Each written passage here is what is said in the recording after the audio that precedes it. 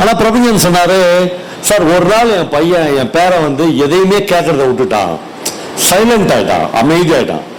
ஒரு 4 நாள் பொறுத்து ஒரு மருமகிட்ட கேட்டுக்கிறார், ஏமா தம்பி இப்பெல்லாம் எதுவுமே கேட்கறது இல்லைன்னு.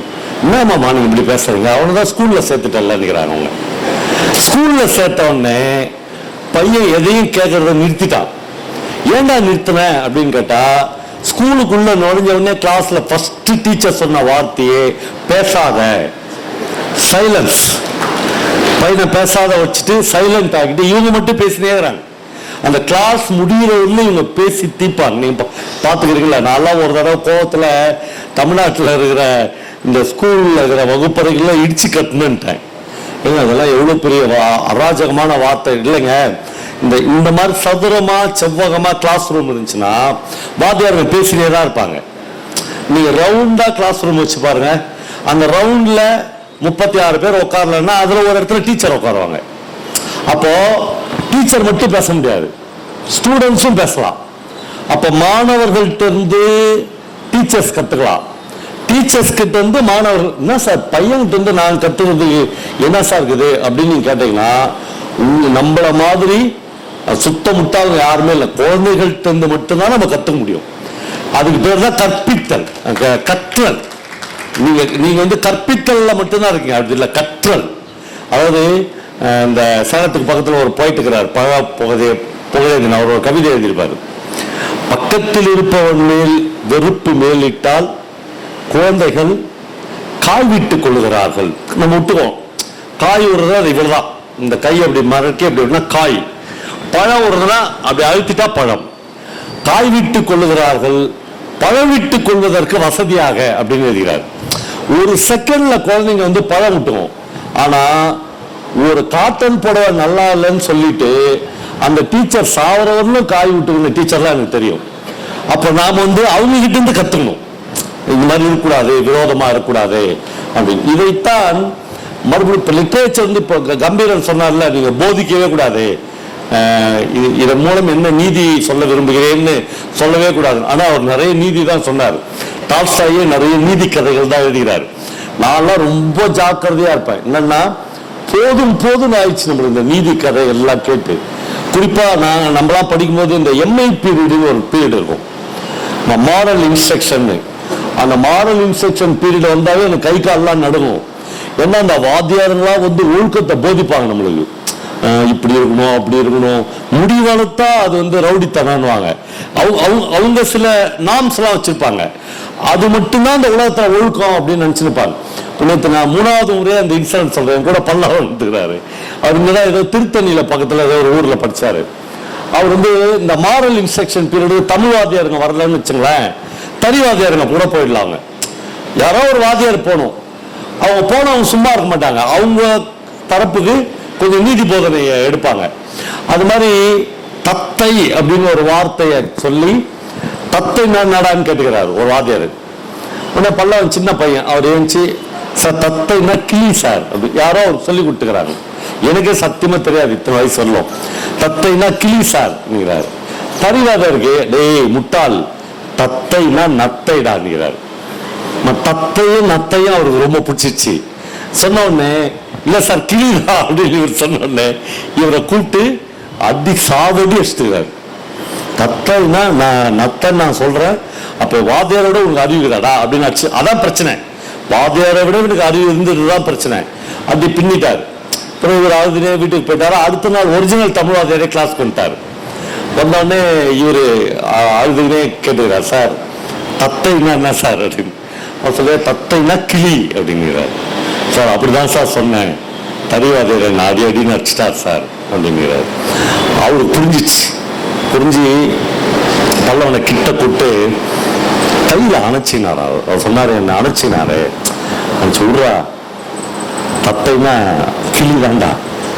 அவர் தப்பா தாண்டா சொல்லி கொடுத்தாருன்னு அவர் சொல்லவே இல்லை.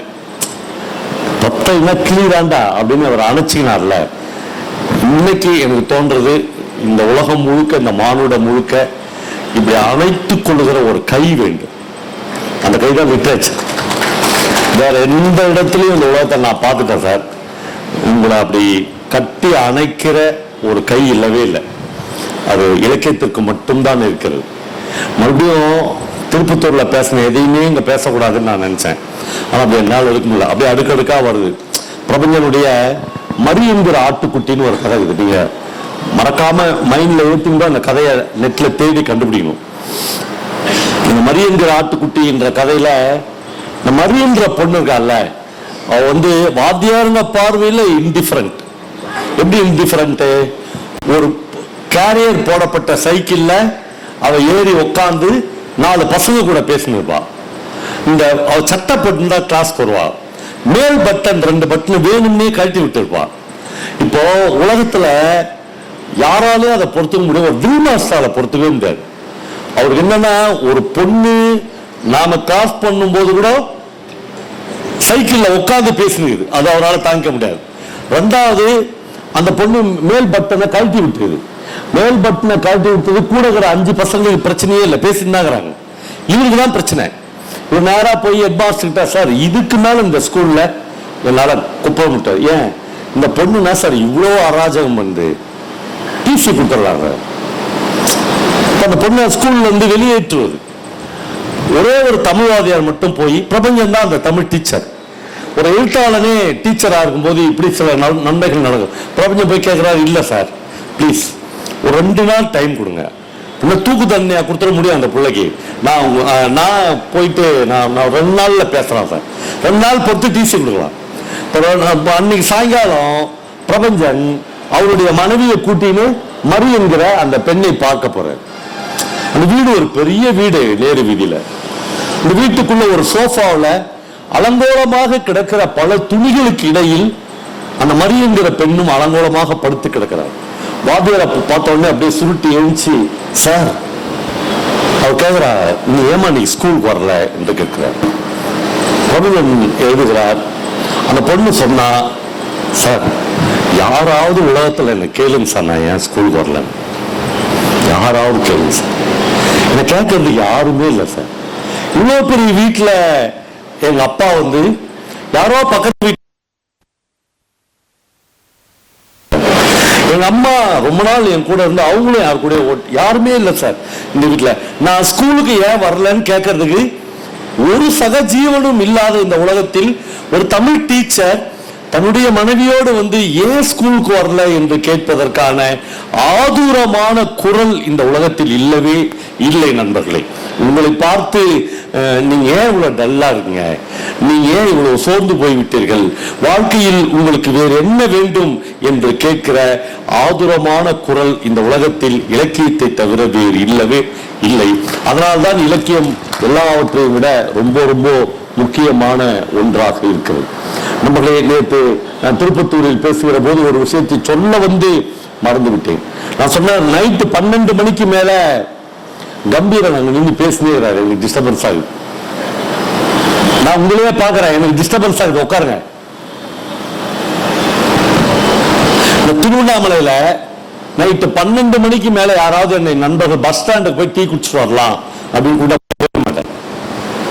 ஒரு காரணம் இருக்கு, 2 காரணங்கள் இருக்கு. 12 மணிக்கு மேல் நான் திருவண்ணாமலை பஸ் ஸ்டாண்டுக்கு எப்பொழுது போனாலும் குறைந்தது ஒரு 500 குடும்பங்கள், சின்ன குழந்தைங்க, வயசு பொண்ணுங்க, பெரியவங்க, வயதானவர்கள் என்று கிடப்பார்கள். அவங்க எல்லாம் 12 மணியிலிருந்து காலையில் 5 மணிக்குள்ளாக 6 மணிக்குள்ளாக பெங்களூர் போகிற பஸ்ஸுக்காக காத்து கொண்டிருப்பார்கள். நண்பர்களே, கொத்து கொத்தாக 60 பேர் ஏற வேண்டிய ஒரு பஸ்ல 80 பேர் 100 பேர் என்று ஏறி பெங்களூருக்கு போவார்கள். இவங்க பெங்களூருக்கு IAS கலெக்டர் வேலை பார்ப்பதற்காக போவார்கள் அல்ல. அவ்வளவு பேரும் ஆளால் வேலை செய்வதற்கு, சித்தால் வேலை செய்வதற்கு,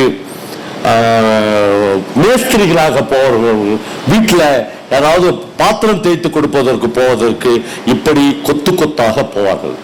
நண்பர்களே, ஒரு சாதாரண மனிதன் அந்த 500 குடும்பங்களை அல்லது 1000 பேரை பார்த்து கடந்து போய்விடலாம்.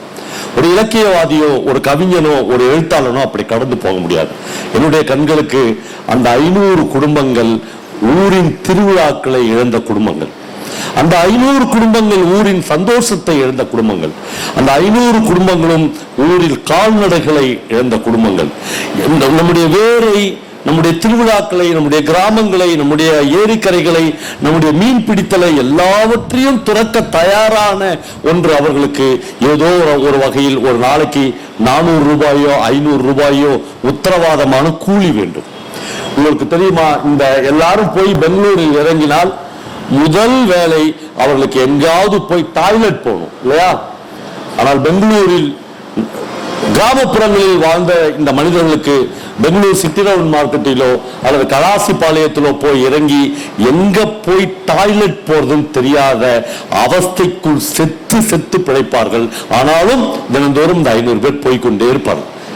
அப்படி என்றால் ஏதோ ஒரு பெரிய கிராமங்களுக்குள்ளாக ஒரு மிகப்பெரிய மூடி இருக்கிற ஒரு வறுமை இருக்கிறது, மூடி இருக்கிற ஒரு ஜாதியம் இருக்கிறது, மூடி இருக்கிற அதை ஒரு பனி போல் மூடி இருக்கிற ஒரு ஏழ்மை இருக்கிறது. நான் திருவண்ணாமலையில் புக் ஃபேர்ல பேசுகிற போது உங்களுக்கு என்ன டைட்டில் வேண்டும் என்று கேட்ட போது நான் சொன்னேன், யாம் உண்போம் அப்படின்னு ஒரு டைட்டில் சொன்னேன். யாருக்குமே அந்த டைட்டில் புரியல. அது குறிப்பா தாசில்தார்களுக்கு புரியவே புரியாது. அவங்க வாழ்க்கையே வேற ஒரு இடத்துல, சார் யாம் உண்போம்னா என்ன சார் அப்படின்னா, இல்ல யாம் உண்போம்ன்றது என்னன்னா, நாஞ்சில் நாடன் எங்க முன்னோடி ஒரு ரைட்டர் இருக்கிறார், அவர் ஒரு கதை எழுதியிருக்கிறார். அந்த மத்திய பிரதேசத்துல ஒரு ரெப்ரசன்டேட்டிவ் அவன் போய் ஒரு ஜவுளி கடை எல்லாம் பார்த்துட்டு வருவான். மத்திய பிரதேசமே பஞ்சத்துல வடிகிற அந்த பீரியட்ல யாருக்குமே சாப்பாடு இருக்காது. நான் சொல்வது மாதிரி பெங்களூருக்கு போனால் பிழைத்து விடலாம் என்று திருவண்ணாமலையை சேர்ந்தவர்கள், திருவண்ணாமலையை சுற்றி இருக்கிறவர்கள் பெங்களூருக்கு போனது மாதிரி மத்திய பிரதேசத்தில் கிராமங்களில் இருக்கிற மனிதர்கள் கொத்து கொத்தாக ரயில்ல ஏறி எங்காவது டெல்லி பக்கம் போனா பிழைத்துக் கொள்ளலாம் என்று போகிற ஒரு ரயிலில் நேரமில்லை என்பதற்காக 4 ரொட்டியை வாங்கி பேக் பண்ணி கொண்டு ஏறுகிற ஒரு ரெப்ரசன்டேட்டிவ் பற்றியான கதை. எல்லாம் முடிஞ்ச அந்த பயங்கர கூட்டத்துல தன்னுடைய பிரீஃப் கேஸ் மேல அந்த 4 ரொட்டியை வைத்து விட்டு சாப்பிட ஆரம்பிக்கிறான். அப்படியே பார்த்தா ஒரு 20-30 கண்கள் இந்த ரொட்டியை பார்த்து கொண்டிருக்கின்றன. யாருமே ரொம்ப நாள் ஆச்சு இப்படி ஒரு ரொட்டி, இவ்வளவு சமீபத்தில், இவ்வளவு கையை தொட்டுற தூரத்துல ரொட்டி இருக்கிறது, மசால் இருக்கிறது. அவங்க அப்படியே பார்த்து கொண்டே இருக்கிறாங்க. ஒரு விவசாயி நல்ல தைரியமாக கிட்ட நெருங்கி 3 ரொட்டியை அதுக்குள்ள இவர் சாப்பிட்டு முடிச்சிடாரு. 4வது ரொட்டியில் கை வைக்கிற போது இன்னொரு கை அந்த ரொட்டியின் மீது இருக்கிறது. இவன் பார்க்கிறான் அந்த விவசாயியின் கை. அவன் பிச்சு இவரை கேட்காமலே இவருடைய ரொட்டி எடுத்து சாப்பிட்றான். சாப்பிடுற நான் பயங்கரமா சிலுத்துட்டேன் அந்த கதையை படிக்கிற போது. சாப்பிடும் போது இவன் அவரை பார்க்கறான். பார்த்தோன்னே அவன் சொல்றான், யாம் உண்போம். நண்பர்களே, நாஞ்சில் சொல்றாரு, எனக்கு கொஞ்சம் குடு என்று அவன் கேட்கவில்லை. பிகாஸ் அவன் சம்சாரி, அவன் விவசாயி. ஒரு விவசாயி இன்னொரு டிராவலர் கிட்ட பிச்சை எடுக்க மாட்டான். அதனால அவன் சொல்றான், யாம் உண்போம், நம்ம 2 பேரும் சேர்ந்து சாப்பிடலாம்டா. நான் பசியில இருக்கிறேன், நீ மட்டும் எப்படி சாப்பிட முடியும்? இதான் லிட்ரேச்சர், இதான் இலக்கியம். இது எனக்கு கடத்துகிற விஷயம். இது எனக்கு கடத்தின விஷயத்தை என் வாழ்நாளில் எத்தனை வருடங்களானாலும் என்னால் மறக்கவே முடியாது. நான் மறுபடியும் என்னுடைய நினைவுகளில் இருந்து நண்பர்கள் ஒரு 60 வயசு ஆகப்போகுது. இந்த 60 வயசில் என்னுடைய வாழ்க்கையை நான் திரும்பி பார்த்தால் அற்புதமான சில மனிதர்கள், அற்புதமான சில பயணங்கள், அற்புதமான சில காதல்கள், எங்கேயோ கிடைத்த, எதிர்பாராமல் கிடைத்த ஒரு முத்தம், இப்படி சில விஷயங்கள் மட்டும்தான் இந்த 60 வயதில் எல்லா மனிதர்களுக்கும் மீந்திருப்பது.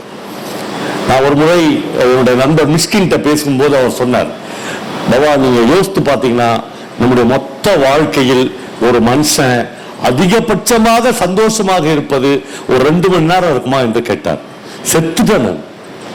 60 வயசு ஆகுது, 60 வயசு என் வாழ்க்கை முழுக்க நான் 2 மணி நேரமா சந்தோஷமா இருந்தேன், நீ யோசித்து பாருங்க என்றார். நான் யோசித்து பார்த்தேன். இந்த சிஎம்சி மருத்துவமனையில் என்னுடைய மனைவி பிழைப்பாளா மாட்டாளா என்கிற பதட்டத்தில் நான் வெளியே நின்றுகிறேன். பிரசவத்தின் போது ஒரு நர்ஸ், ஒரு கேரள நர்ஸ் கேட்கிறாங்க, பவாச்சலதுரை என்று அழைக்கிறார்கள். நான் போய் அப்படியே பதட்டத்தில் நிற்கிறேன். ஏன்னா என் ஒய்ஃபுக்கு பிரசவத்தின் போது ஃபிட்ஸ் வரும் என்று டாக்டர்கள் சொல்லியிருக்கிறார்கள்.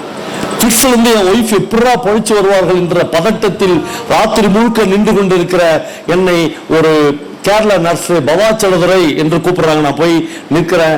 அவங்க கேட்குறாங்க, உங்களுக்கு என்ன குழந்தை வேண்டும் என்று கேட்கிறார்கள். நான் ரொம்ப பதட்டத்தோட பெண் குழந்தை வேண்டும் அதே என்று சொல்கிறார்கள். அந்த சமயத்தில் எனக்கு ஒரு மகிழ்ச்சி வந்ததில்லை. அந்த மகிழ்ச்சி 2 நிமிடங்கள் நீடித்தன. மிஸ்கின் சொல்லுகிறார், அந்த 2 நிமிஷத்தை வாழ்க்கையில் குறித்து வைத்துக்கொள்.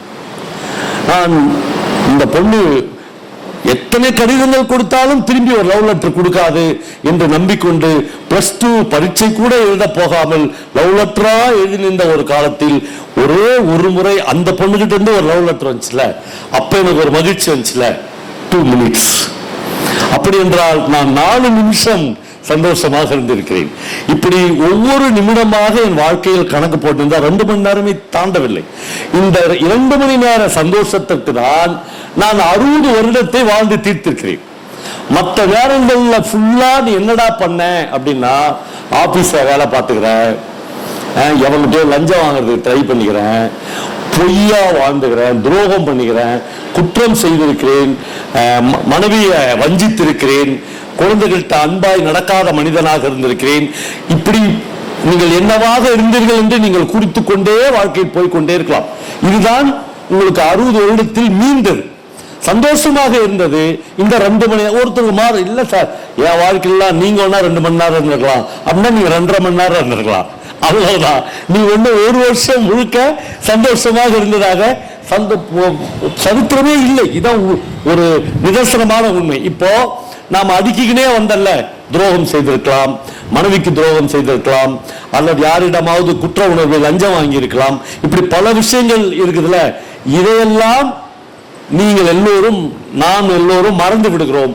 ஒரு இலக்கியவாதி மட்டும் ஒரு ரகசிய தேவதை மாதிரி எங்கோ மறைந்து நின்று கொண்டு இதையெல்லாம் பதிவு செய்கிறான். அதான் லிட்ரேச்சர். அதுதான் இதற்குள்ளாக இருக்கிற புத்தகம். அப்ப நமக்கு இன்னொரு கேள்வி வரலாம். அது என்ன கேள்வினா, சார் அதுக்குதான் நாங்க டெக்ஸ்ட் புக் இருக்கு சார், அதுக்குதான் வகுப்பறைகளில் நாங்க புஸ்தகம்லாம் படிச்சுட்டு வரமே, அதை தாண்டி இதுக்குள்ள என்ன புஸ்தகம் இது என்றால், துரதிருஷ்டவசமாக வகுப்பறைகளில் நமக்கு கற்றுத்தரப்பட்ட பாடங்களில் இந்த சமூக நீதியும், இந்த இவர்கள் யாரையெல்லாம் ஹீரோக்கள் என்று சொல்லுகிறார்களோ அவர்கள் எல்லாம் வகுப்பறைகளில் நாம் படித்த புத்தகங்களில் வில்லன்களாக நமக்கு காட்டப்பட்டார்கள். உதாரணம் ஒரே சின்ன விஷயம் சொல்றேன். நான் கொல்லம் போயிருந்தேன். கொல்லத்துல நான் போகும்போதே ஒரே ஒரு மனுஷன் கொண்டு ஃபோன் பண்ணி நான் டிபியில தங்க போறேன். நான் கொல்லத்துல ஒரு டிஸ்ட்ரிக்ட் ஜட்ஜ் ஒரு டிஸ்ட்ரிக்ட் லாயர் என்ன அவருடைய புத்தகத்தை வெளியிடுறதுக்கு கேட்டுக்கிறாரு. அதனால டிபியில நான் தங்குறேன், நீங்க என்ன அங்க பாருங்க என்று சொல்லியிருந்தேன். அவர் அங்க என்ன பார்த்தாரு.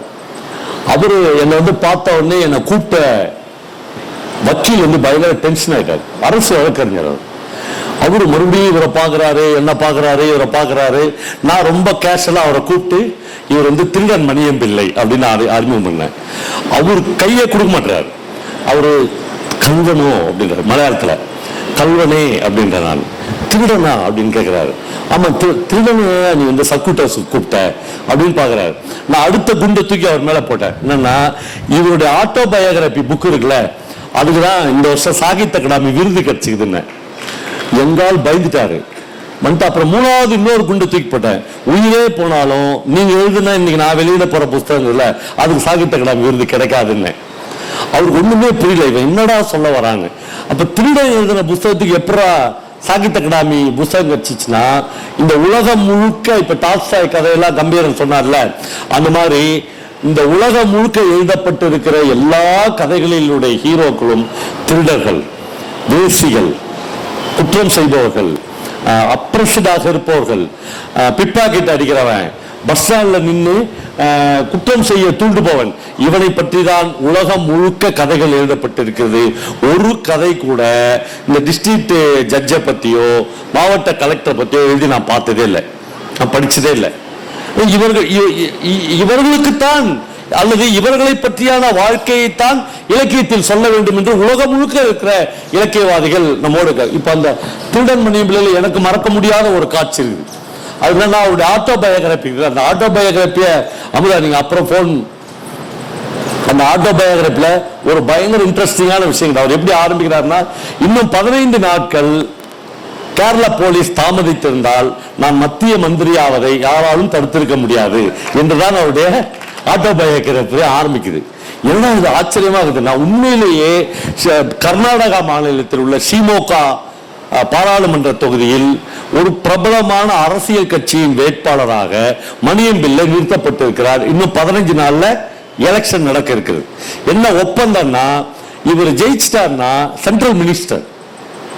ஓகே, இந்த 15 நாளைக்குள்ளாக கேரளா போலீஸ் தேடி வந்து இவர் அரெஸ்ட் பண்ணிரு, நீதான மணியம் பிள்ளை அப்படின்னு அரெஸ்ட் பண்ணி கூட்டு. அவர் சொல்றாரு, இந்த 15 நாள் போலீஸ் லேட்டா வந்துச்சுன்னா நம்ம கிட்டே வந்துருக்க முடியாது, மினிஸ்டர் வீட்டுக்கே வந்துருக்க முடியாது, இவங்க கண்டுபிடிச்சிட்டாங்க என்ன என்று சொல்லுகிறார்.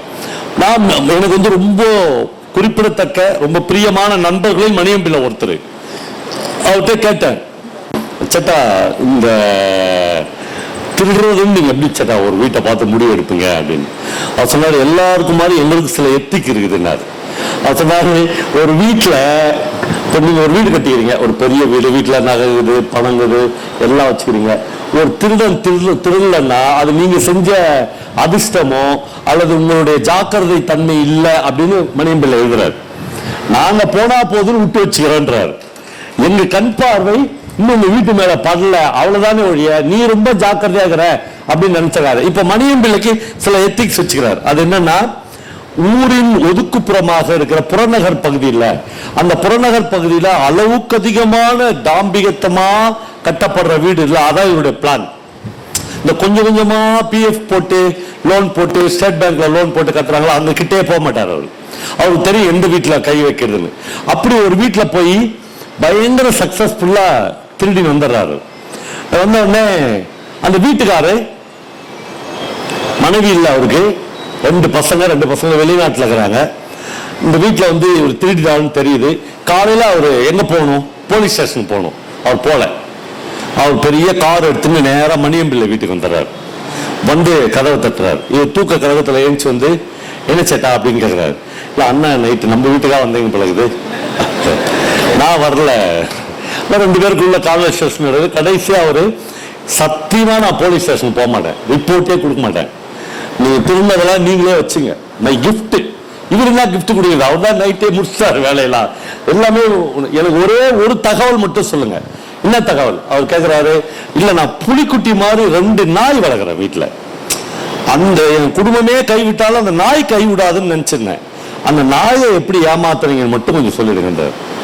மணியம் பிள்ளை போனா போதுன்னு சொல்றாரு. ஒண்ணு இல்ல, நான் ஒரு வீட்டுல திருட போனேன்னா ஒரு 8-9 மணிக்குள்ள அந்த வீட்டுல போய் செட்டில் ஆயிடுவேன். செட்டில் ஆயிட்டு அந்த வீட்டுல ஒரு வாய் சாப்பிடாம நான் திருடவே மாட்டேன். அவர் லாஜிக் பாருங்க. இந்த உண்ட வீட்டுக்கு ரெண்டகம் செய்யறதுக்காகல, அதான் அவருடைய பிலாசபி. நான் உங்க வீட்டுல வந்து பார்த்தேன், ஃப்ரிட்ஜை திறந்து பார்த்தா ஃப்ரிட்ஜே ஆள் உயரத்துக்குது. ஆனால் இந்த ஆள் உயர ஃப்ரிட்ஜெல்லாம் வாங்கக்கூடாது, சின்ன ஃப்ரிட்ஜா வாங்கிக்கிறா போதும். உள்ள பார்த்தா மத்தி மீன் மசாலா போட்டு வச்சிருந்துச்சு. நான் கொஞ்சம் எடுத்து குழம்பு வச்சுட்டு கொஞ்சம் எடுத்து வறுத்துட்டு சுடுசோறு, இது வரலும் வீட்டில் எனக்கு தெரியல, அவ்வளோ பெரிய வீடு அது.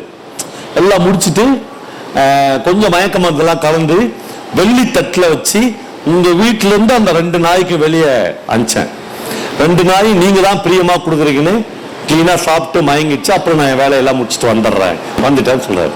ஓகே, கங்க்ராச்சுலேஷன், இனிமேல் வராதுங்க, போதும், நானும் கொஞ்சம் வாழணும், என்னையும் கொஞ்சம் விட்டுருங்க அவர் வீட்டுக்கு போயிட்டார். போன உடனே முதலாளியை பார்த்தோன்னே இந்த 2 நாயும் அப்படியே புள்ளி எழும்புது. எழுந்த உடனே அவர் பார்க்குறாரு, சிவாஜி கணேசன் பார்க்குற மாதிரி அந்த நாயை பார்த்துட்டு அவர் அப்படியே முட்டி போட்டு அதுகிட்ட பேசுறாரு, நாய்கிட்ட பேசுறாரு. சொல்றாரு, நீங்க என்ன காப்பாத்துறீங்கன்னு நான் நம்பிக்கையா இருந்தேன், கேவலம் ஒரு மத்தி மீனுக்கு இப்படி சோரம் போயிட்டீங்களே, இவங்களை நம்பி நான் என்ன வாழறது அப்படின்னு கண்ணீர் விட்டுட்டு போயிட்டாரு. இதெல்லாம் கதையே இல்லை. அதுக்கப்புறம் திருடன் மணியம் பிள்ளை ஒரு வரி எழுதுகிறார். அது என்னன்னா, அதற்கு பிறகு அதான் அந்த 2 நாய்களும் கடைசி அந்த வீட்டில் சாப்பிடுச்சு. 6 நாள்ல ஒரு நாய் செத்துச்சு, 8வது நாள் இன்னொரு நாய் செத்துச்சு. 2 நாய்களும் அவ்வளோ ரோஷம் வந்து செத்துச்சு. நாம விசுவாசமா இல்லை, நாம தப்பு பண்ணிட்டோம், நம்ம லஞ்சம் வாங்கிட்டோம், மத்தி மீன் கொடுத்து திருடுறது வந்து லஞ்சம் தானே அப்படின்னா அந்த 2 நாயும் செத்துச்சு. ஆனா அப்படி மனித நாய்கள் சாவணும்னா எத்தனை நாய் சாவணும்? ஒரு நாய் சாவல. ஒரு நாய் சாவாது மட்டும் இல்ல, டிவியில வந்து நமக்கு புத்தி சொல்லுது, நாம எப்படி ஒழுக்கமா இருக்கணும், நாம் எப்படி மற்றவனையா இந்த நாய்ங்க தான் எல்லாம் 1000 கோடி 500 கோடி அச்ச நாய்ங்க. இந்த நாய்ங்க சட்டை போட்டு வந்து நமக்கு புத்தி சொல்லுங்க. அப்போ ஒரு இலக்கியவாதி எப்பொழுதுமே யார் பக்கத்துல இருப்பான் என்றால் வஞ்சிக்கப்பட்டவர்களின் பக்கம்தான் வாழ்நாள் முழுக்க எழுத்தாளர் இருந்திருக்கிறார். நம்மளே ஒரு கதை என்பதை அல்லது ஒரு கவிதை என்பதை ஒருபோதும் நான் ஒரு கதையாவோ கவிதையாகவோ பார்த்ததில்லை. நான் எங்க விட்டவங்கன்னா திருவண்ணாமலை பஸ் ஸ்டாண்ட்ல விட்டுறேன். அங்க விட்டுட்டு இவ்வளவு தூரம் நான் திரும்பி வந்துட்டேன் இல்லையா. இப்ப மறுபடியும் திருவண்ணாமலை பஸ் ஸ்டாண்டை கூட்டு போறேன். அது எது கூட்டு போறேன்னா, இப்ப நான் சொன்ன இந்த மெமரிஸ் தான் வாழ்க்கை. நம்ம மூளையில இன்னும் கொஞ்சம் ஒட்டி கொண்டு இருக்கிற நினைவுகளுக்காக மட்டுமே நான் அப்படி திரும்பி பார்த்தா வேற ஒண்ணுமே இல்லை சார். எல்லாரும் மாதிரி ஒரு கல்யாணம் பண்ணிக்கிறோம். எல்லாரும் மாதிரி ஒரு மனுஷனுக்கு 3-4 காதல் இருந்தது. அந்த 3-4 காதலை மறைச்சி ஒரு பொண்ணை ஏமாத்தி டயலாக்லாம் பேசி கல்யாணம் பண்ணிக்கிறோம். அப்புறம் கல்யாணம் பண்ணி ஒரு 2 குழந்தைங்க பெற்றுக்கிறோம். அப்புறம் வாழ்நாள்லாம் அந்த குழந்தைங்களை காப்பாற்றுறதுக்கு அவங்கள வளர்க்கறதுக்கு என்னென்ன முடியுமோ அவ்வளவும் செஞ்சுக்கிறோம். அதுக்குள்ள நிறைய இன்னர்ஸ்லாம் இருக்குது.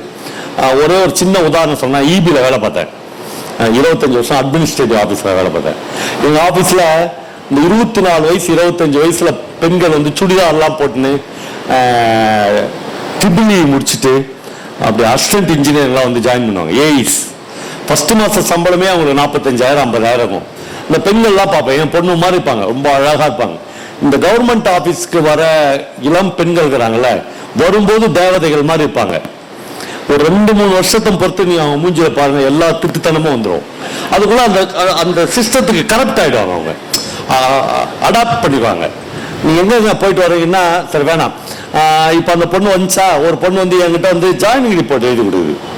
எழுதி கொடுக்கும்போதே அந்த பொண்ணு கேட்குது, ரொம்ப கேஷுவலா கேட்குது. என்ன கேட்குது, பவா சார் நம்ம ஆபீஸ்ல எப்படி பழக்கம் அப்படின்னு கேட்டுச்சு. எனக்கு சத்தியமா புரியல. 25 வருஷம் வேலை சார், நமக்கு புரியல. என்னம்மா பழக்கம்னா, இல்லை சார் காசு நாங்களே வாங்கிக்கலாமா, நீங்க வாங்கி சாயங்காலம் பிரிச்சு கொடுப்பீங்களா சார்னு கேக்குது. எங்க அப்பா அட்மினிஸ்ட்ரேட்டிவ் ஆபீசரா இந்த ஆபீஸ்க்கு என்ன வேலைக்கு அனுப்பிச்சது, சாயங்காலம் இவங்களெல்லாம் பிரிச்சு கொடுத்துட்டு வா அப்படின்றதுக்காக தான் போகுது. இந்த சிஸ்டம் வந்து அவ்வளவு மோசமான ஒரு சிஸ்டமா மாறி போய் எனக்கு என்ன தோணுச்சுன்னா, ஒரு பொண்ணை 24 வயசுல ஆபீஸ்ல பிரிச்சு கொடுப்பாங்கம்மா போய் வாங்க வா அப்படின்னு சொல்லி ஒரு சிஸ்டம் அனுப்புதுன்னா, அந்த சிஸ்டம் தான் புண்ணாத சிஸ்டம். எதுக்கு அந்த பொண்ணு களை வெட்டி இருக்கும்போதே சந்தோஷமா தான் இருந்துச்சு, களை பறிக்கும் போதே சந்தோஷமா. நீ என்ன அதை வந்து டிகிரி கற்றுக் கொடுத்து, நீ என்ன அதை வந்து அசிஸ்டன்ட் இன்ஜினியர் ஆகி, அப்புறம் பார்த்தா திடீர்னு பேப்பர்ல டிவிலாம் வருது, மூஞ்ச மறைச்சுன்னு போகுது கர்ச்சிப்ல. ஏன் மறைச்சுன்னு போற, என்ன உனக்கு வாழ்க்கையில இல்ல? களை பறிக்கிற பொம்பளை நேர்மையா தானமாகறா. களை பறிக்கிற பொம்பளை ஒரு நாளைக்கு 300 ரூபாய் வாங்கின்னு சந்தோஷமாகத்தானே வாழ்க்கை நடத்துகிறாய். 45,000 ரூபாய் சம்பளம் வாங்குற உனக்கு என்ன கேடு வந்துச்சு? ஏனென்றால் இந்த பேராசையும் இந்த சிஸ்டத்தினுடைய கரப்ஷனுக்கும் நாம் ஆட்பட்டு கொண்டே இருக்கிறோம். ஒரு வகையில் இந்த குற்ற உணர்வை இலக்கியம் மறுபடியும் மறுபடியும் கேள்வி கேட்டுக் கொண்டே இருக்கிறது இல்லையா.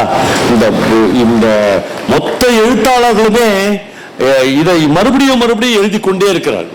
சாதாரண மனிதன் எனக்கு ஏன் ரொம்ப பிரபஞ்சனம் பிடிக்கும், நான் எந்த ஊர்லயும் பிரபஞ்சன் சாரை பத்தி பேசாம பேசிக்கிறதா அப்படின்னு யோசிச்சு பாக்குறேன்,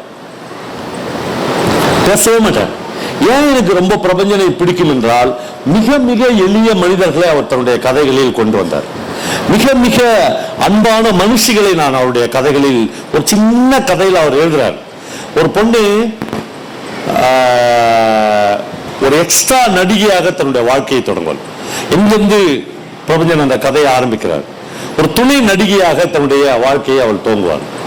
ஒரு துணை நடிகையினுடைய படம் அந்த காலத்தில் ஒரு பத்திரிகையினுடைய அட்டை படத்தில் வருது இல்ல, அது வந்து நோபல் பரிசு வாங்குறது சமம்.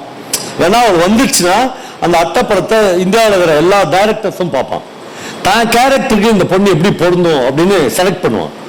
ஒரு பத்திரிகை போட்டோகிராஃபர் மத்தியானம் ஒரு மாடி ரூம்ல ஏறி போய், அங்கதான் அந்த பொண்ணு தங்கியிருப்பா, அவளை போய் எழுப்பி ஒரு அட்டை படத்துக்கு நான் போட்டோ எடுக்க வந்துடுறேன், போய் லேசா மேக்கப் போட்டுவா என்று சொல்லுவாங்க. அவ போய் முகம் கழுவி பொட்டு வச்சு பூ வச்சு நல்ல அலங்கரித்து கொண்டு வந்து அவன் முன்னாடி நிற்பா. அவன் வந்து இங்க நில்லு அங்க. அப்புறம் வந்து பிலிம் போடுற கேமரா ஒரு 100 படங்கள் எடுக்கும், எல்லாம் போகும். ரொம்ப மைன்யூட்டான கதை எல்லாமே எடுத்து முடிச்சிட்டோன்னே அவன் சொல்லுவான், இப்பயே போய் பிரிண்ட் போட்டு சாயங்காலத்துக்குள்ள பத்திரிகை கொடுங்க, வெள்ளிக்கிழமை பிரிண்ட்ல வந்துடும். ரொம்ப சந்தோஷம், ஒரு 100 ரூபாய் கொடு என்று கேட்பான். 100 ரூபாய் எதுக்குன்னா பிரிண்ட் போடுறதுக்கு. அவ சொல்லுவா, ஒரு நிமிஷம் இரு அப்படின்ட்டு கீழே போய் இந்த வீட்டு ஓனர் அம்மாட்ட ஒரு 100 ரூபாய் கொடு. எதுக்கு? இந்த ஆள் தான் வந்து அவனாண்டி உனக்கு காசு கொடுக்கணும், நீயா அவனுக்கு காசு வாங்குறன்று அந்த அவ கேட்பா. 100 ரூபாய் வாங்கி என்கிட்ட 100 ரூபாயை கொடுப்பாள். நம்ம இந்த கதையில பிரபஞ்சம்லாம் எவ்வளவு தேர்ந்த கை அவருடைய கைன்னு நமக்கு தெரியும். அவன் 50 ரூபாய் எடுத்து 50 ரூபாய் வீட்டே கொடுப்பான். நீயும் சாப்பிடல, மதியானம் சாப்பிடு, எனக்கு 50 ரூபாய் பிரிண்ட்டுக்கு போதும், நான் எனக்கு சாப்பாடு வேணாம், நான் போறேன்ட்டு போயிடுவான். போன உடனே அந்த வீட்டுக்காரம்மா மேல வரும், வந்து நீ தானே அவன் தானே உனக்கு காசு கொடுக்கணும், நீயா அவனுக்கு. அவன் சொல்லுவா, ஆயா அவன் ரொம்ப நல்லவன் ஆயா, அந்த கேமராவில் ஃபிலிமே இல்லை, எனக்கு தெரியும், அவன் வந்து அட்டப்படத்துக்கெல்லாம் கொடுக்க வேண்டியதே இல்லை, உனக்கு எப்படி தெரியும்? அவன் தான் ஒரு சந்தோஷமான தருணத்தில் பிலிம் போட்ட கேமரா எப்படி இருக்கும், பிலிம் போடாத கேமரா எப்படி இருக்குன்னு எனக்கு சொல்லி கொடுத்தான். அதனால அவன் ஏதோ ஒரு வேலையா இருக்கும்போது நான் கழட்டி பார்த்தால பிலிமே இல்லையா, அதனால அவன் கேட்டானே அப்படின்னு நான் 100 போஸ்ட் கொடுத்தேன். அதெல்லாம் பொய்ன்னு எனக்கு தெரியும். ஆனால் என் முகத்துல அதை நான் காமிச்சிக்கவே இல்லை. ஏன் தெரியுமா? அவன் ரொம்ப நல்லவாயா, எப்படி இப்படி ஒரு ஃப்ராட போய் நல்லவன்ற 50 ரூபாய் கொடுத்து நீ சாப்பிடுன்னு சொன்னால, நீ சொல்லுவாயா அப்படின்னு கேட்க. மனிதர்கள் ரெண்டுமாக இருக்கிறார்கள் நண்பர்களே. மனிதர்கள் எல்லா வகையிலும் மேன்மையானவர்களாகவும் இருக்கிறார்கள், எல்லா வகையிலும் தன்னுடைய வாழ்க்கையில் கீழ்மையானவர்களாகவும் இருக்கிறார்கள். நீங்கள் எதை எடுத்துக்கொள்ள போகிறீர்கள் என்று அர்த்தம். நாஞ்சில் ஒரு கதை இருக்கு. கோயம்புத்தூர்ல இருந்து மன்னார்காடுக்கு ஒரு பஸ் போகும், ஒரு கேரளா பஸ். இந்த பஸ் வந்து அட்டக்கட்டி அப்படின்ற ஆனைக்கட்டின்ற ஒரு ஊர் வழியா போகும், ஒரு மலை பிரதேசம். அது ஒரு டிரைவர் வந்து கண்ணா புண்ணான மலையாளத்துல எல்லாரும் திட்டுவான் அந்த பஸ்ல ஏறுறவங்களாம். இந்த மாதிரி இந்த எப்பயுமே இந்த மே மாசம் ஏப்ரல் மாசம் கூடுமானவர்ல மதியானத்துல டிராவல் பண்ணாத இருக்கிறது நல்லது நமக்கு. அப்படி டிராவல் பண்ணா கூட ஒரு ஏசி பஸ்ல போயிடணும். இந்த ஏசி பஸ் இல்லாம நார்மல் பஸ்ல ஏறி போறோம்ல, அப்பதான் டிரைவர்கிட்ட கண்டக்டர் கிட்ட இந்த உலகத்தினுடைய மொத்த கெட்ட வார்த்தையும் நம்ம கேட்கறதுக்கு தயாரா இருக்கணும். ஏன்னா இந்த சூழலே அவனை கெட்ட வார்த்தை பேச வைக்கும், நசன்னு இருக்கும். அப்ப நம்ம ஒருத்தர் ஏறுவான், ஒருத்தர் இறங்குவான், தண்ணி பாட்டில விட்டு வந்துட்டுவான், பல விஷயங்கள் நடந்துருக்கும். இப்ப இதுல எல்லாம் ஏறுவாங்க, ஒரே அந்த டிரைவர் வந்து வந்தவங்களோட வார்த்தையில திட்டுவான் அந்த பேசஞ்சர்ஸ் எல்லாம். என்னடா இந்த பஸ்ல ஏன்டா இறங்கணும்னு ஒருத்தங்க ஆயிடும், இறங்கியாச்சும் போயிடலாம் அப்படின்னு நினைப்பான். கொஞ்சம் தூரம் பஸ் போனோடனே இந்த புது காத்து அடிக்கல, அதுல அப்பா இந்த நாய் இப்பயாச்சும் பேசுறத ஒழிச்சிச்சு, நிம்மதியா போயிடலாம் பஸ்ஸை நிறுத்துருவான் அந்த டிரைவர். நிறுத்திட்டு யார் கூடயோ மலையாளத்துல பேசினுப்பான். இப்ப இந்த ரொம்ப வெக்ஸானால அவன் எட்டி பார்ப்பான், என்னடான்னு பார்த்தா அந்த ரோட்ல ஒரு மரம் மாதிரி ஏதோ ஒண்ணு கிடக்கும். கொஞ்ச நேரம் ஊர்ந்து பார்ப்பான், அது வந்து அசையும். அப்புறம் பார்த்தா அது ஒரு மலைப்பாம்பு. மலைப்பாம்பு எதையோ சாப்பிட்டுச்சான்னு தெரியல, அல்லது பிரசவத்துக்கு தயாராகுதுன்னு தெரியல, வயிறுல ரொம்ப பெருசா இருக்கும். இந்த டிரைவர் வந்து அதுகிட்ட பேசுவான். இவ்வளவு நேரம் எல்லாரும் கெட்ட வார்த்தை சொன்ன டிரைவர் அவர்கிட்ட பேசுவான். என்ன பேசுவான்னா, போய்க்கோ மகளே, போய்க்கோ மகளே என்று ஒரு மலைப்பாம்பை அழைக்கிற அளவுக்கு கருணையும் அன்பும் உள்ளவன் தான் அந்த டிரைவர். ஆனால் வாழ்க்கையின் நெருக்கடி, வாழ்க்கையில் சம்பாதித்தாக வேண்டும், வாழ்க்கையில் இவ்வளவு பட்டம் பகலில் இவ்வளவு வெயிலில் ஒரு பஸ்ஸை ஓட்டியாக வேண்டும் என்ற எரிச்சலில் அவன் இவ்வளவு நேரம் வெளிப்பட்டதெல்லாம் அவனுடைய இயல்பில்லை. அவனுடைய உண்மையான இயல்பு போய்க்கோ மோளே என்று ஒரு மலைப்பாம்பை அனுப்பி வைக்கிற ஒரு தகப்பனுடைய உள்ளம்தான் அந்த டிரைவருக்கு இருக்கிறது என்று ஒரு எழுத்தாளன் நீங்களும் நானும் கண்டுபிடிக்க முடியாது. அதனால்தான் ஒரு எழுத்தாளன் என்பவன் அவ்வளவு முக்கியமான. எனக்கு லட்சுமண பெருமாள்னு ஒரு பிரமாதமான ஃப்ரெண்டுக்கார், பெரிய ரைட்டர். அவர் வந்து வயனம்னு ஒரு கதை எழுதுகிறார். எக்ஸ்ட்ராடனரி கதைங்க. என்னன்னா இப்ப இவங்க பேர் வந்து அமுதா.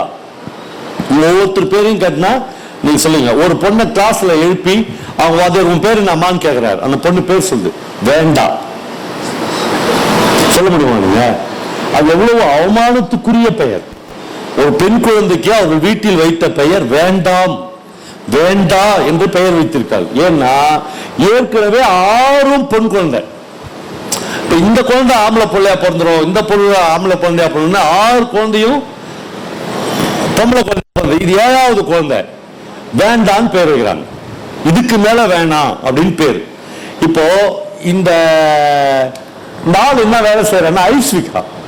உங்களுக்கு தெரியும், ஒரு ஐஸ் விற்கிறவன் ஒரு நாள் முழுக்க ஐஸ் வித்துட்டு கிராமத்திலிருந்து வந்தாலும் கூட 50 ரூபாய்க்கு மேல சம்பாதிக்க முடியாது. கதை எழுதப்பட்ட பிள்ளை 50 ரூபாய் சம்பாதிக்கும். ஐஸ் உருகிச்சுன்னா, மழை வந்துச்சுன்னா, எவனா ஒருத்த உள்ள விட்டு கை விட்டு எடுத்தானா அதுவும் போச்சு. இப்போ இவனுக்கு சொல்ல முடியாத துக்கம், வறுமை, ஏழ்மை, அந்த வீட்டுல சந்தோஷமே இல்லை. இருக்கன்குடி மாரியம்மன் உனக்கு சாத்தூருக்கு பக்கத்துல சிவகாசிக்கு போற வழியில அந்த இருக்கன்குடி மாரியம்மன் பேரு.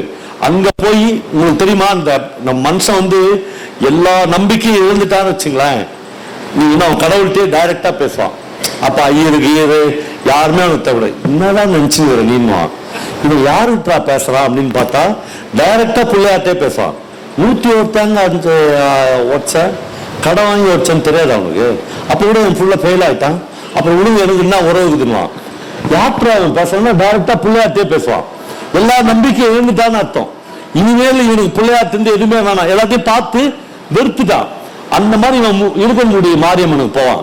போய் சொல்லுவான், என்னதான் நினைச்சுக்கிற, நான் உன்னை கேட்டனா 6 பிள்ளை கொடுக்குறேன், ஏதாவது ஒரு பொம்பளை நான் என்ன டாட்டா அம்பானியா, 6 பொண்ணுக்கு எப்படி நான் கல்யாணம் பண்ண வாடி பொடின்றான். அப்போ மாரியாத்தால இப்போ எல்லாம் பேசி முடிச்சுட்டு எக்ஸ்ட்ரா கதை வீரராக இந்த கதை நீ கேட்டுக்கிறீங்களா? ஆமா, இவன் வந்துடுறான். பஸ்ல நம்ம எல்லா பஸ்ல இப்ப நம்ம கார் வச்சிருப்போம், ஜீப் வச்சிருக்கோம், 2 வீலர் வச்சிருக்கோம். சத்தியமா உட்காந்துக்கிற எல்லாருமே வாழ்க்கையில ஒரு நாள் பஸ்ல போயிருப்போம், டிரான்ஸ்போர்ட் பஸ்ல. அப்புறம் ஒரு நாள் பஸ்ல சீட்டு பிடிச்சிருப்போம். சீட்டு பிடிக்கிறதுல நம்ம எப்படி பிடிச்சிருப்போம், கர்ச்சீப் போடுவோம், கொஞ்சம் பேர் பேக் போடுவாங்க, பெண்கள்னா ஹேண்ட்பேக் போட்டு சீட் பிடிப்பாங்க, கொஞ்சம் பேர் துண்டு எடுத்து போடுவாங்க. நான் கிராமத்துல பாத்துக்கிறேன், அன்றவயரோட தலைவர் நின்று வேஷ்டி அவுத்து சீட் பிடிப்பாரு. அதெல்லாம் வெறி உச்சத்துல வேஷ்டி தூக்கி சீட்டு பிடிப்பாரு. இந்த இவன் போன ஐஸ் கடைக்காரன், இவன் ஒரு சீட்ல உட்காடுறான். அது பக்கத்து சீட்ல ஒரு அம்மா சீட்டு பிடிக்குது. யாரை போட்டு சீட் பிடிக்குது, குழந்தைய தூக்கி போடுது. ஒரு பொம்பளை குழந்தைய தூக்கி சீட்டை போட்டு சொல்லு, பத்திரமா பாத்துக்க பெரியவர, அப்படியே வர அப்படின்ட்டு. இப்போ இவனே ஏற்கனவே நொந்து நம்பளமாயி இருக்கக்கூடிய மாரியம்மன்ட்ட போய் வேண்டி இருக்கிறான். இது என்ன குழந்தைன்னு எடுத்து பாக்குறான், அதுவும் பொம்பளை குழந்தை. ஆமா, ஐயோ டிக்கன் தூக்கி போடுறதுக்கு பத்திரமா வச்சுக்கிறான். ஆச்சா, பஸ் புறப்படுது, 1/2 மணி நேரம் ஆச்சு. கண்டக்டர் விசில் கொடுக்குறாரு. அப்படி வர வேண்டிய பொம்பளை வரல. குழந்தை இவன் கையில் இருக்குது. இவன் ஏம்பா வண்டி நிறுத்து அப்படின்னு குழந்தை தூக்கி, ஏம்பா புள்ள யாருதுப்பா, பொண்ணு யாருதுன்னு கேட்கறான். யாருமே இல்லை.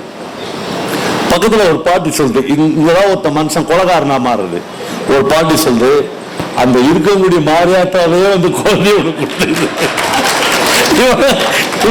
இவன் கேட்கறா, ஏண்டி கேள்வி உனக்கு கொடுக்காத எனக்கு ஏண்டி கொடுக்குது, எங்க வீட்டுல ஏற்கனவே 7 குழந்தை இருக்குது, மூட்டுக்கு கொடுக்க வேண்டியது கொடுக்குற மாரியாத்தா எனக்கு ஏண்டி கொடுக்குது அப்படின்னு கேட்கறான். இப்ப அவனுக்கு ஒண்ணுமே புரியல, பொம்பளை வரவே இல்லை, குழந்தைய தூக்கி நிக்கிற இறங்கிடுறான். பஸ் போயிடுது. இப்போ இந்த காட்சியை வச்சு பாருங்க, என்னால அதுக்கப்புறம் கதையை சொல்ல முடியல. குழந்தைய வச்சுன்னு எங்க போறதுன்னு தெரியல எனக்கு. வீட்டுக்கும் போக முடியாது, வீட்டுக்கு போனா சாத்துருவா பொண்டாட்டிக்காரி. ஆமா, இப்ப மாரியாத்தாட்டே போறான். ஒரு ஞாயிற்றுக்கிழமை போய் அந்த கோயிலுக்கு முன்னாடி மணல்ல குழந்தைய கத்திட்டு மாரியாத்தாட்ட பேசுறான். என்னதான் நினைச்சுட்டு இருக்கேன், எக்ஸ்ட்ரீமா அது. நானே என் துக்கத்தெல்லாம் சொல்லிட்டு போலான்னு வந்தா இன்னொரு குழந்தைய கையில கொடுத்து இதையும் தூக்கின்னு போனா ஆட்டங்காட்டுறியா நீ பேசுறான். பேச அதெல்லாம் முடியாது. குழந்தைய விட்டுட்டு பஸ்ஸுக்கு போறான். போனா ஒரு நாய் குழந்தைய கவ வருது. மனுஷன் தானே, துடிச்சிடறான். ஓடி போய் மேல துண்டு போட்டு இந்த குழந்தை மேல போட்டு, குழந்தைக்கு கடைசி பஸ் நைட்டு 10 மணிக்கு இந்த குழந்தையோட வீட்டுக்கு வரான். வீட்டுக்கு வீட்டுல கதவை தட்டுறான். 10 மணிக்கு இருக்கக்கூடிய மாரியம்மன் கிட்ட பிராது கொடுக்க போன புருஷன் வந்துருவான்னு கஞ்சி தண்ணியோட காத்துங்கிற பொண்டாட்டி கதவை தருகிறான். ஒரு குழந்தையோட நிக்கிறான். என்ன அது பொண்டாட்டிக்காரு, என்ன அது பொம்பளை குழந்தை. அது தெரிஞ்சு யார் கொடுத்தது, மாரியாத்தாலே கொடுத்தா. மாரியாத்தா உடுக்காடா கொடுத்தான்னு கேட்கிறான் அவன். வாங்கி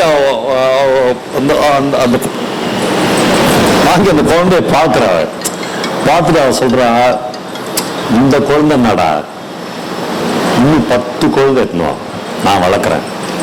2 கையும் காலும் நல்லா தானே இருக்குது. இந்த 2 கையும் காலும் கீழே விழாத வரையிலும் இன்னும் 10 குழந்தை எடுத்துருவா நான் வளர்க்குறேன் என்று சொல்லுகிற தமிழ் கல்ச்சருடைய ஒரு உச்சத்தை லட்சுமண பெருமாள் அந்த கதையில எழுதுகிறார். இந்த கல்ச்சர், கலாச்சாரம் என்கிற ஒரு வார்த்தைக்குள்ள, பண்பாடு என்கிற ஒரு வார்த்தை, அது ரொம்ப ரொம்ப முக்கியமான ஒன்று. நான் இப்போ லாஸ்ட் மந்த் ஜப்பான் போயிருந்தேன். ஜப்பான் போனோடனே எங்க போனாலும் எனக்கு இந்த இயற்கையை பார்க்கறது அல்லது கட்டிடங்களை பார்க்கறது, இதை விட ரொம்ப முக்கியம் அங்க இருக்கிற மனிதர்களை பார்க்கறது. எல்லா நாட்டிலேயும் மனிதர்கள் ஒரே மாதிரியா இருப்பாங்க, இல்ல வேற மாதிரி இருக்காங்க. ஜப்பான்ல இருக்கிற மனிதர்கள் எல்லாம் நான் எப்படி பார்த்தேன், நல்ல உயரமாக வளர்ந்த மண்புழுக்கள் மாதிரி இருக்கிறாங்க. நீங்க அவன் உங்களை வணங்குறான் பாருங்க, நீங்க ஒண்ணு இல்ல ஹலோ அப்படின்ட்டு எஸ் சார் யாரு ஜப்பான்ல எவ்வளவு பெரிய வேலை செஞ்சோம். இங்க ஒரு கலெக்டர் ஆபீஸ்ல வேலை செய்யற பியூன் கூட இப்படி நம்மளை வணங்க மாட்டான். அப்படின்னு என்ன அப்படின்வான். அதுலயும் நம்மால் பாதி ஊண்டாய் செத்துருவான். அவ்வளவு நல்ல மனுஷனாகிறான். எனக்கு அங்க போனப்போ ஒரு அருமையான கதை சொன்னார் ஒரு ஃப்ரெண்ட். கதையில உண்மையா நடந்தது. ஒரு ஜப்பான் ஸ்டூடெண்ட் தஞ்சாவூர் தமிழ் பல்கலைக்கழகத்தை படிக்கிறார், தமிழ் லிட்ரேச்சர் படிக்கிறார். படிக்கும்போது அவருக்கு தஞ்சாவூர்ல இருக்கிற ஒரு தேவர் பொண்ணை லவ் பண்ணிட்டார்.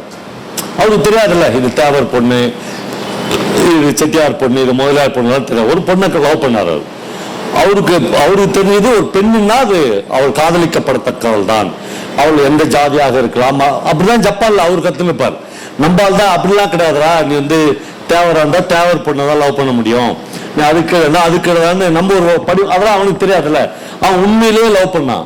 இப்போ தேவர் வீட்டுக்கு தெரிஞ்சிச்சு நம்ம பொண்ணை யாரோ ஜப்பான்ல இருந்து ஒரு பையன் லவ் பண்றான். தேவர் என்ன பண்ணாரு, ஒரு 10 பேரை கூப்பிட்டு அவனை அடி பின்னிடுங்கன்னு காசு கொடுத்தாரு. ஜப்பான்காரனுக்கு தஞ்சாவூர் யூனிவர்சிட்டியில ஓட ஓட பின்னி எடுக்கிறாங்க. அவனுக்கு ஒண்ணுமே புரியல, என்னடா அது நம்ம ஒரு லவ் பண்ணோம், இது போய் இவனுக்கு இப்படி அடிக்கிறாங்கல்ல அப்படின்னு அவன் நேரா பிளைட் பிடிச்சி ஊருக்கு போயிட்டான். அப்பா சனியை ஒழிஞ்சிட்டா அப்படின்னு தேவர்கிறாரு. ஆனா சனியை ஒழியல. சனியை போய் இன்னொரு சனியை கூட்டின்னு வருது. அது யாருன்னா இவன் போய் அவங்க அப்பாவை கூட்டின்னு வரான். ஜப்பான் அவரு உங்களுக்கு தெரியும் உயர்ந்தான டக் பண்ணி நேரா ஒரு நாள் பார்த்தா தேவர் வீட்டுல இந்த பையனை அப்பா உக்காந்துக்கிறாங்க. அவங்க அப்பா ஒண்ணுமே புரியல. அவர் சொல்ற, என் பையனை நீங்க ஆள்லாம் வச்சு அடிச்சுக்கிறீங்க, ஓ இந்த பொண்ணு மேல அவ்வளவு காதல் வயப்பட்டுக்கிறான். அது அவங்க அப்பா சொன்ன உடனே தேவர் டக்குன்னு மனசு இறங்கிட்டார். என்னடா ஜப்பான்ல இருந்து ஒருத்தன் தான் பிள்ளைக்காக நடு வீட்டுல உட்காந்து பொண்ணு கேட்கறான்னா என் பொண்ணை கட்டிக்க வந்துட்டார். கல்யாணமே நடந்துச்சு. ஜப்பான்காரனை கல்யாணம் பண்ணி இந்த பொண்ணு போயிடுச்சு. 10 வருஷம் பொறுத்து நம்ம என்னன்னா இந்த இனிமையான காதல் கதைகள் இருக்குதுல்ல, அது நம்ம எழுத்தாளர்கள்லாம் ஒரு கட்டத்தோட நிறுத்திடுறாங்க சௌரியமான இடத்துல. அதுக்கப்புறம் போய் அவங்க எப்படி குடும்பம் நடத்துறாங்கன்னு பார்த்தாதான் அவங்க லட்சணம் எல்லாம் தெரியும். ஜெயந்தன் ஒரு ரைட்டர் இருந்தார். அவர் ஒரு கதையில இந்த லைலா மஜ்னுக்கு கல்யாணமே ஆயிடும். கல்யாணம் ஆயிட்ட உடனே அந்த கதை எழுதின எழுத்தாளர் லைலா மஜ்னு எப்படி குடும்பம் நடத்துறாங்கன்னு பார்க்க போவாங்க. போன வீட்டுல குடும்ப சண்டை நடந்துருக்கும் 2 பேருக்கும். இஎம்ஐ கட்டுறது, யார் கட்டுறது, நீ நடு எங்க வீட்டுல இருந்து கொண்டு வந்த சண்டை கட்டுறது, அதெல்லாம் நடக்கல. லைலா மஜ்னு நடக்காது போயிடுமான்னா காதல்லாம் அதோட முடிஞ்சிச்சு. இந்த தீர்ந்து போன காதலிகள் தான் காதலர்கள் கல்யாணம் பண்ணிக்கிறான். ஒண்ணுமே இருக்கா, அப்ப சக்கையா தான் அவன் கல்யாணம் பண்ணி போறான். இவன் போன உடனே அந்த லைலா சொல்றா, போடா நாயே, உன்னை கல்யாணம் பண்ணத விட ஒரு ஒரு அரேபிய பேரிச்சம் மரத்தை நான் கல்யாணம் பண்ணிருக்கலாம், டெய்லி ஒரு 1/4 கிலோ பேரிச்சம்பழமாச்சு எனக்கு மிஞ்சிருக்கும்னு அவன் சொல்றான். உன்னை கல்யாணம் பண்ணிட்ட விட ஒரு ஒட்டகத்தை கல்யாணம் பண்ணிருக்கலாம், பொம்பளை ஒட்டகத்தை, டெய்லி 1/2 லிட்டர் பாலாச்சு நான் குடிச்சிருப்பேன்றான். இதான் ஒரு நிதர்சனமான உண்மை. இப்ப இந்த தேவர் வீட்டு பொண்ணுகிறால 10 வருஷம் பொறுத்து என் ஃப்ரெண்டு போய் நீ எப்படிமா வாழ்க்கை நடத்துற, கம்ப்ளீட் வேற 2 கல்ச்சர்ல எப்படி வாழ்க்கை நடத்துற, அந்த பொண்ணு சொல்றது ஒரு உப்புச்சப்பு இல்லாத வாழ்க்கையாகுது இந்த ஜப்பான்காரன்ட்டான். ஷாக்கா இருக்கு எல்லாருக்கும். ஏன் அப்படின்னா, இதுவரெல்லாம் நான் ஊர்ல இருந்து எங்க அப்பா கல்யாணம் ஆகி வரும்போதே 2 வீச்சறிவா கொடுத்து அனுப்பிச்சாரு ஜப்பானுக்கு. நீ அதை கையிலேயே எடுக்கல, தூள் பூச்சி போய் அப்படியே கிடக்குது. ஜப்பான்காரங்க எல்லாருமே பூச்சிங்க மாதிரி ஒரு சண்டை போட தெரியல, ஒரு ஒண்ணுமே தெரியல. 2வது எனக்கு எல்லாத்தோட கல்ச்சரலா பெரிய பிரச்சனை என்னன்னா, ஜப்பான்ல எல்லார் வீடுகளிலும் ஒரு டப் இருக்கு. Bathroom tub. யாருமே ஒரே ஒரு வீட்டில் கூட ஒரு ஏழ்மையான வீட்டில் கூட அங்க பக்கெட்டு ஜக்கு கிடையாது. அந்த டப்புல தான் விழுந்து குளிக்கணும். நீ டப்புல தண்ணி நினைட்டு அது என்ன கல்ச்சர்னா, அந்த வீட்டில் யார் தலைவரோ அவர் தான் முதல்ல அந்த டப்புல குளிப்பாரு. குளிச்ச உடனே தண்ணி வெளியேற்றல, அதெல்லாம் வெளியேற்ற மாட்டாங்க. கடைசி ஆள் வரலாம் அந்த டப்புல தான் குளிக்கணும். இந்த பொண்ணு தான் கடைசி ஆள் அவங்க வீட்டில்.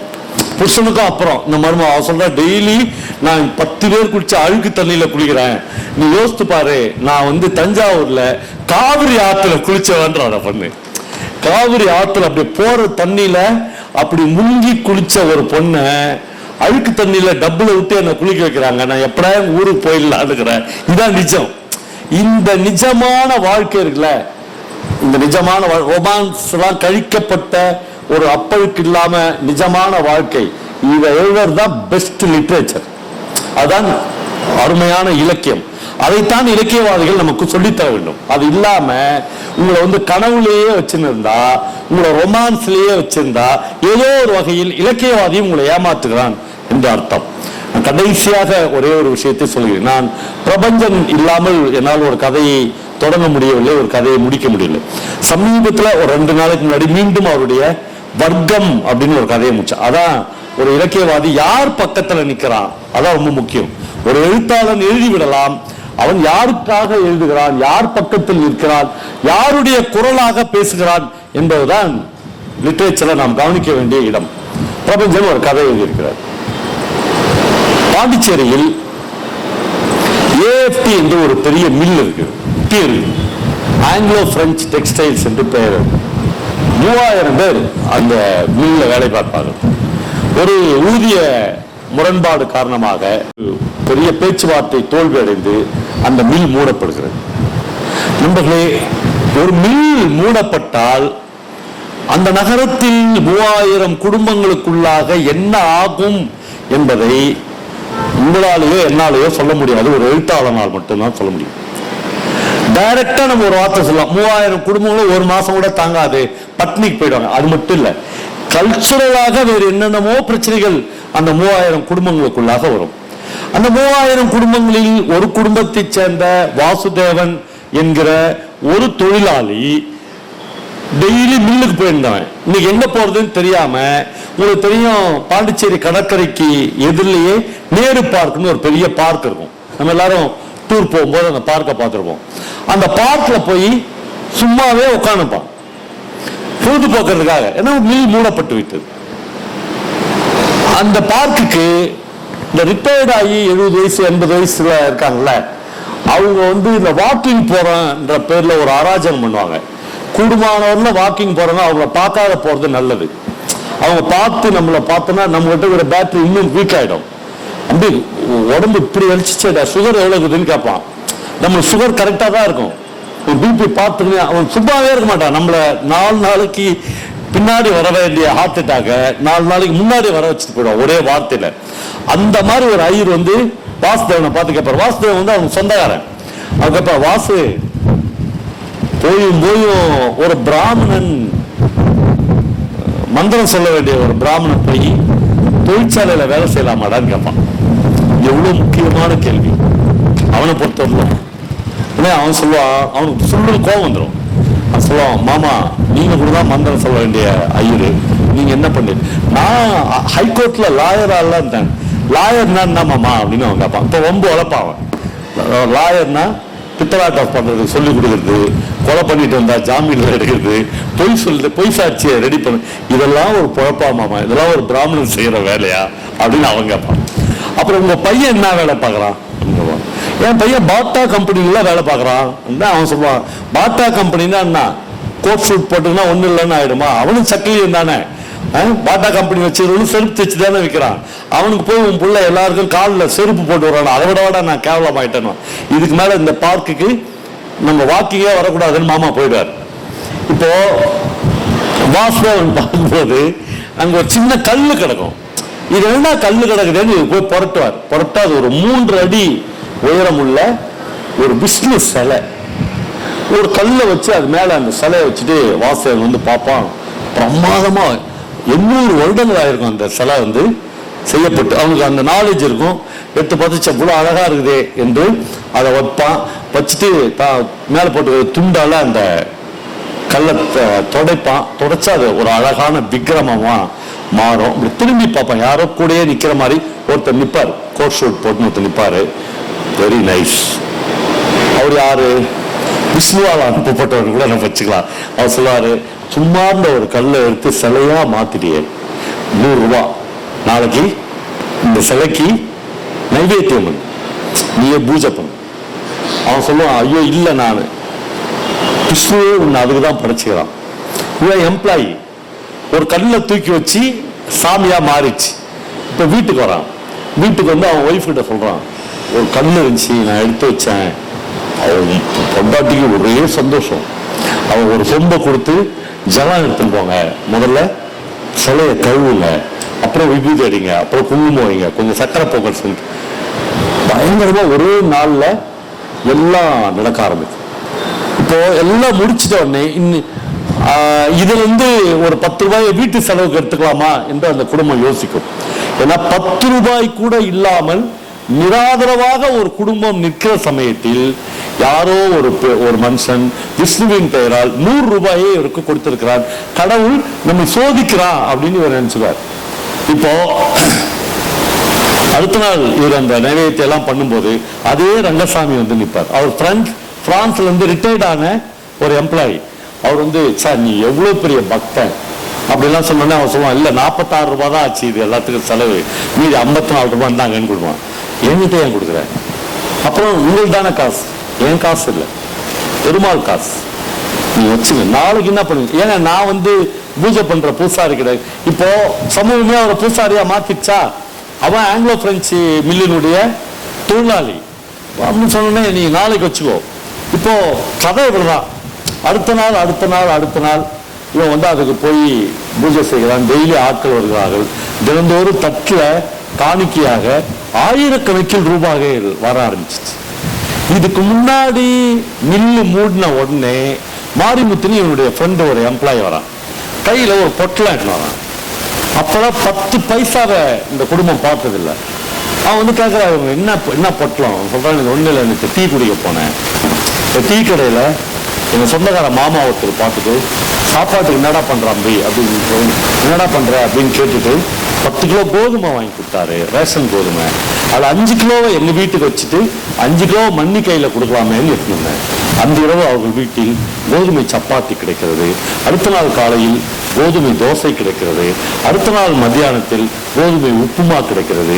5 கிலோ கோதுமையால் அவர்கள் வயிறு நிறைந்து கொண்டே வருது. இதற்கு பின்னால் தான் அவர்கள் வந்து சாமியை பார்க்குறாங்க. பிரச்சனை வருகிறது. ஒரு நாள் ஒரு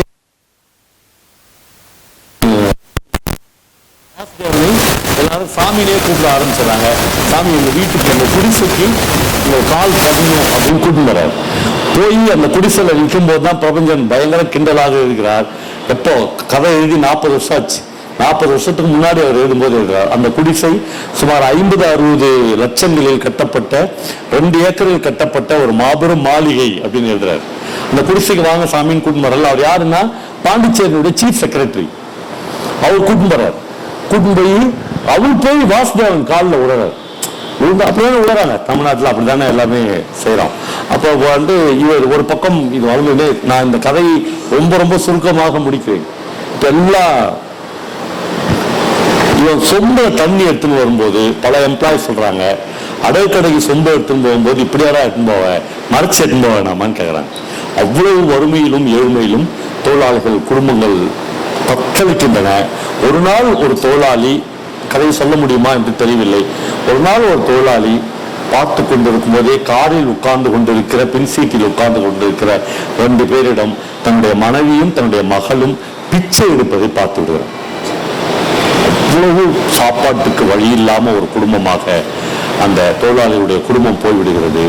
பிச்சை எடுப்பதை பார்த்துவிட்டு அதை தாங்க முடியாமல் வீட்டில் இருந்த 2 மர நாற்காலிகளை கொண்டு போய் சேட்டு கடையில் விட்டு அந்த காசில் வீட்டில் இருக்கிற 8 பேருக்கும் சேர்ந்து ஒரு மருந்து கடையில் விஷம் வாங்கி கொண்டு அந்த தொழிலாளி வருகிறான்.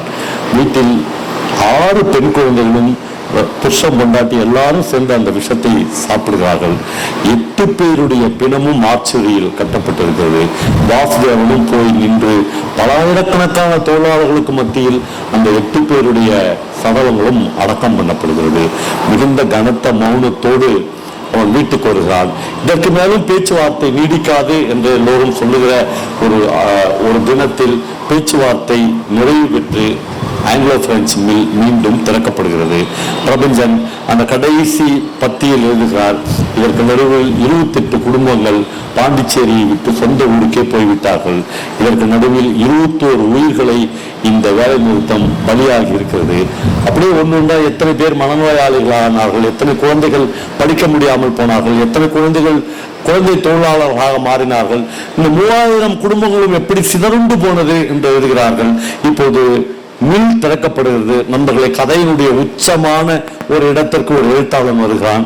அடுத்த நாள் காலையில் வாசுதேவன் குளித்து முடித்து பூணூல் பெரிய ஒரு சட்டையோ ஒரு துண்டையோ எடுத்து போட்டு கொண்டு புறப்படுகிறான். மனைவி கேட்கிறாள், எங்க போறேன் என்று கேட்கிறார். 2 வழிகள் அவன் முன்னால் இருக்கிறது. ஒன்று, நேரு பார்க்குக்கு போக வேண்டும், பெருமாளை பார்த்துக் கொள்ள வேண்டும். சாயங்காலம் வருகிற போது தட்டு நிறைய தட்சணையோடு வீட்டுக்கு வரலாம். இன்னொன்று, ஆங்கிலோ பிரெஞ்சு மில்லுக்கு பஞ்சாலை தொழிலாளியாக போக வேண்டும். இப்போது எதிர்பாராத விதமாக மாரிமுத்து வந்து நிற்கிறான். அவன்தான் கோதுமையை கொண்டு வந்து மண்ணி கையில் கொடுத்தவன். அவன்தான் இவனுக்கு டீ வாங்கி கொடுத்தவன். அவன்தான் கடவுளுக்கு கொடுக்கப்பட்ட காசிலிருந்து 5 ரூபாயை சந்தாவாக கொடு என்று கேட்டவன். அவன் எங்க போற வாசு என்று கேட்கிறான். இன்னும் யாருமே சொல்லாத ஒரு பதிலை இவன் அவனுக்கு சொல்லுகிறான். நான் போயிட்டா பெருமாளை யார் பார்த்துக்குவாங்க என்று கேட்கிறான். அப்போது மாரிமுத்து சொல்கிறான், நீ பார்க்கறதுக்கு முன்னாடி பெருமாளை யார் பார்த்துக்கினாங்க என்று கேட்கிறான். இல்ல, பெருமாள் குப்புற அடிச்சு ஒரு கல்லா கடந்தாரு, நான் தான் அவரை கடவுளாக மாற்றி வைத்திருக்கிறேன். அவன் சொல்றான், நீ வந்துட்டா இதை விட உயர்வான இடத்துல இந்த இடத்துல கோயில் கட்டி கும்பாபிஷேகம் பண்ணுவதற்கு கூட மனிதர்கள் இருக்கிறார்கள். ஆனால் 8 பேரை பலி வாங்கி நம்ம போய் நடந்து போன அந்த ஊர்வலத்துல அது நம்மை மனதை கணக்க வைக்கவில்லையா என்று கேட்கிறான். 2 பேரும் போய் ஒரு இடத்தில் பிரிய வேண்டும். அவன் கதையை பிரபஞ்சன் கதைக்கு தலைப்பு கொடுக்கிறார். கதையின் தலைப்பு வர்க்கம், கிளாஸ். இவன் எந்த வர்க்கத்திலிருந்து வந்தான் என்று எழுதுகிறார். அவன் நேராக ஆங்கிலோ பிரெஞ்சு அந்த மில்லுக்குள்ளாக நுழைகிறான். யாரோ தன்னை திரும்பி பார்ப்பது மாதிரி திரும்பி பார்க்கிறான். பின்னால் தான் பெருமாள் வந்து கொண்டிருந்தார் என்று பிரபஞ்சன் கதையை முடிக்கிறார். ஒரு எழுத்தாளன் யாருடைய ரெப்ரசன்டேட்டிவாக, யாருடைய பிரதிநிதியாக இருந்து எழுத வேண்டும் என்பதும், எங்கிருந்து தன்னுடைய கதையை ஆரம்பிக்க வேண்டும் என்பதும், ஒரு கதை என்பது வெறும் கதையா, வெறும் புனைவா, அது ஒரு வாழ்க்கை இல்லையா? ஒரு வாழ்க்கையின் நினைவுகளில், நம்முடைய நினைவுகளின் அடுக்குகளில் தங்கி இருக்க வேண்டிய மிக மகத்தான அனுபவம் இல்லையா? இந்த அனுபவத்தை தருவதற்காகத்தான் இந்த புத்தக கண்காட்சி நடக்கிறது. இந்த அனுபவத்தை பரிமாறிக்கொள்வதற்காகத்தான் எழுத்தாளர்களும் கலைஞர்களும் உங்களோடு வந்து பேசுகிறார்கள். இந்த அனுபவத்தை வேறு எதுவுமே இந்த உலகத்தில் உங்களுக்கு தரப்போவதில்லை. கடைசியாக ஒரு வார்த்தை சொல்லி முடிக்கிறேன். நம்ம பல பேருக்கு நான் உங்களுடைய முகத்தை பார்க்கிறேன். 45 வயதிலிருந்து 50 வயது 60 வயது நண்பர்கள் இங்கே இருக்கிறீர்கள். நண்பர்களே, நீங்கள் எவ்வளவு பெரிய உத்தியோகத்தில் இருந்தாலும், எவ்வளவு வசதியான வாழ்க்கையில் இருந்தாலும், எத்தனை கோடிகள் சம்பாதித்திருந்தாலும், இந்த ஜீவிதம் என்பது ஒரே ஒரு ஜீவிதம் தான், ஒரே ஒரு வாழ்க்கை தான். இந்த ஒரு வாழ்க்கையை தான் நீங்கள் மறுபடியும் வாழ்ந்து தீர்த்திருக்கிறீர்கள். இந்த ஒரு வாழ்க்கையில் நீங்கள் ஏராளமான துரோகங்களை, நட்பை, காதலை, அன்பை, இழப்புகளை, சாவை, மரணத்தை, சந்தோஷத்தை, ஜனனத்தை, எல்லாவற்றையும் இந்த ஒரு வாழ்க்கையில் நீங்கள் கண்டறிந்திருப்பீர்கள், அனுபவித்திருப்பீர்கள். ஆனால் நண்பர்களே, நீங்கள் எத்தனை கோடிகள் செலவு செய்தாலும் வேறொரு வாழ்க்கை உங்களுக்கு வாய்க்க போவதே இந்த ஒரே ஒரு லைஃப் தான் இல்லையா? ஆனால் நீங்கள் உங்கள் வாழ்க்கையில் ஒரே ஒரு புத்தகத்தை வாசிக்கிற போது, ஒரு நாவலை வாசிக்கிற போது, நீங்கள் வாழாத இன்னொரு வாழ்க்கையை நீங்கள் அடைகிறீர்கள். 200 ரூபாயில, 300 ரூபாயில, 500 ரூபாயில ஒரு நாவல் படிக்கிற போது இன்னொரு வாழ்க்கை உங்களுக்கு கிடைக்கிறது. உங்கள் வாழ்க்கையில் நீங்கள் 150 புத்தகங்களை படித்திருக்கிறீர்கள் என்றால் 150 மனிதர்களுடைய வாழ்க்கையை நீங்கள் அடைந்து விட்டீர்கள் என்ற அர்த்தம். இந்த மகத்தான செய்கையை, இந்த மகத்தான அனுபவத்தை ஒரு புத்தகமன்றி வேறு யாரும் நமக்கு கையளிப்பதற்கு இந்த உலகத்தில் தயாராக இல்லை. என்னை கேட்டால் கடவுளால் கூட இது உங்களுக்கு கையளிக்க முடியாது. ஒரு புத்தகம் தான் தர முடியும். அதை நோக்கி நம்முடைய இறுதி நாட்களை நாம் நகர்த்தி கொள்ள வேண்டும் என்கிற வாழ்த்துதலோடு என்னுடைய உரையை நிறைவு செய்கிறேன். நன்றி.